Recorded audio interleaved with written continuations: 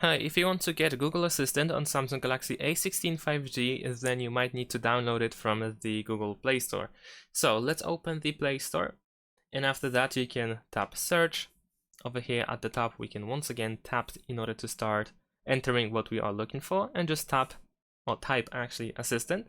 And of course you should be able to find Google Assistant, and you should have the option to install it. Now in my case I have it already installed, so I can just open it.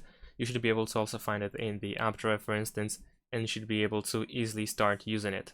Of course, you can also use Gemini as well. This is like the next version of Google Assistant. However, if you want to still use Google Assistant, then you can download it over here. Now, if you are wondering if you can actually set up the Google Assistant under the side button or power button, so for instance, if you want to press and hold the power button or side button in order to turn on the Google Assistant, then unfortunately it is not possible. So we have to do it like this. And there's actually a way to use some sort of assistant. In this case, this applies to Gemini. It doesn't work for Google Assistant, but it works for Gemini. So if you actually prefer to use Gemini, then what you can do is open the settings. Then in the settings, you can go to advanced features, go to side button.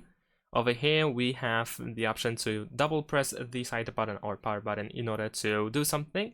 So we want to use open app. Then you can tap on this gear icon in order to choose the app that we want to open. And of course, in our case, we want to use Gemini. As you can see, Assistant is actually not here for some reason. It is not supported, so it is definitely inconvenient, but you can use Gemini instead. So now if you double press the side button, then you will open Google Gemini. And that's all. Thanks for watching, leave a like and subscribe to my channel, and see you in my next videos. Bye!